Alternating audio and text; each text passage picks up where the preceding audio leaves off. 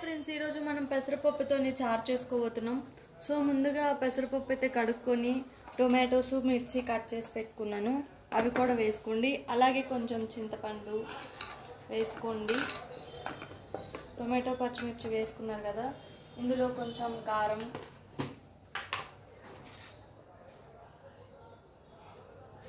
వేసుకోండి ఫ్రెండ్స్. అలాగే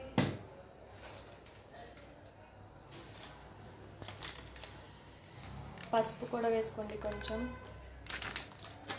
సో ఇందులో నీళ్ళు పోసుకోండి. ఇందులో తగినన్ని వాటర్ పోసుకోవాలి.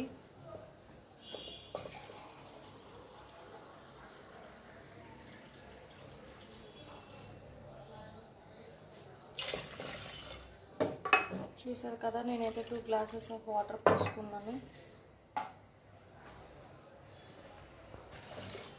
3 గ్లాసెస్ వేసుకున్నాను ఫ్రెండ్స్. సో చూసారు కదా, ఇవన్నీ అయితే వేసుకొని బాగా పెట్టుకోవాలి. నేనైతే ప్రెషర్ కుక్కర్లో వేసుకున్నాను. నాకైతే ఒక 2-3 విజిల్స్కి బాగా ఉడికిపోతుంది పప్పు ఇందులో. సో అందుకని నేను ఈజీగా ఉంటుందని దీన్ని వేసుకున్నాను. సో ఒక 3 విజిల్స్ వచ్చేదాకా వెయిట్ చేయాలి. చూసారు కదా ఫ్రెండ్స్, 3 విజిల్స్ వచ్చాకైతే పప్పు ఇలా బాగా బాయిల్ అయిపోయింది. ఇందులో సాల్ట్ వేసుకోవాలి.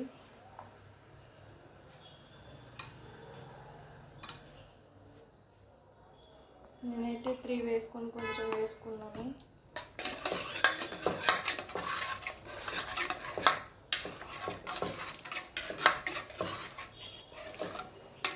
ఇలా నాకైతే బాగా బాయిల్ అయిపోయింది కాబట్టి నాకు ఎక్కువ మెదపాల్సిన అవసరం లేదు. మీరు కొంచెం ఇంకా ఉడకాలి అనుకుంటే ఇలా బాగా మెదుపుకోండి, చాలా బాగుంటుంది మెత్తగా.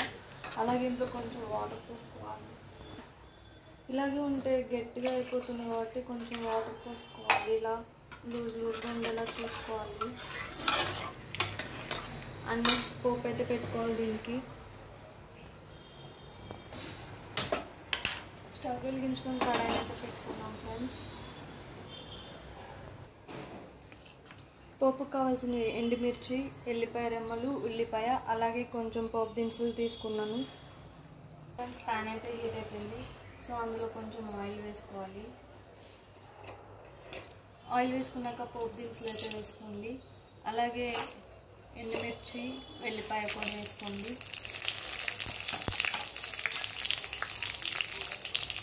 వీటినైతే బాగా కలుపుకోవాలి. ఎల్లిపాయ కూడా పచ్చివాసన పోయేంతవరకు కలుపుకోండి. నాకైతే కర్రీ లీవ్స్ అవైలబుల్గా లేదు, కరివేపాకు.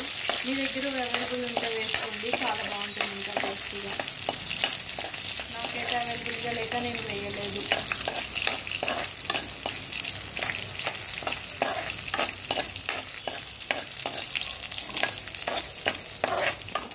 చూసారు కదా, ఇవైతే వేగిపోయినాయి. సో ఇందులో ఉల్లిపాయలు కూడా వేసుకోండి. ముందుగా కట్ చేసి పెట్టుకున్నాను. వీటిని కూడా బాగా బ్రౌనిష్ వచ్చేంత వరకు వేయించుకోండి. ఇలా ఆనియన్స్ కూడా బాగా బ్రౌనిష్గా రావాలి. అప్పుడు దాకా వేయించుకుంటే అప్పుడు ఇంకా చాలా బాగుంటుంది టేస్ట్.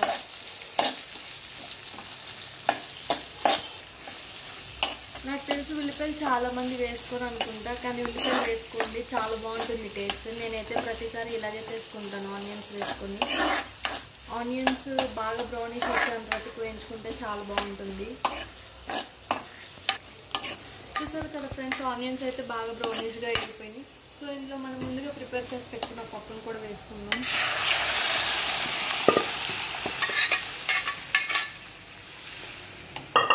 పప్పు కూడా వేసుకున్నాక బాగా కలుపుకోవాలి. అలాగే 2 మినిట్స్ దీన్ని కుక్ చేసుకోవాలి, అప్పుడే బాగుంటుంది.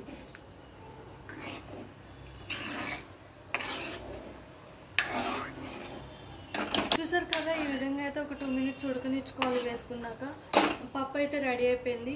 మీరు కూడా ట్రై చేసి టేస్ట్ ఎలా ఉందో కామెంట్ బాక్స్లో తెలపండి. అలాగే ఈ వీడియో నచ్చినట్టయితే లైక్ చేయండి, షేర్ చేయండి. మరిన్ని వీడియోస్ కోసం మా TFCC లైవ్ ఛానల్ని సబ్స్క్రైబ్ చేసుకోండి.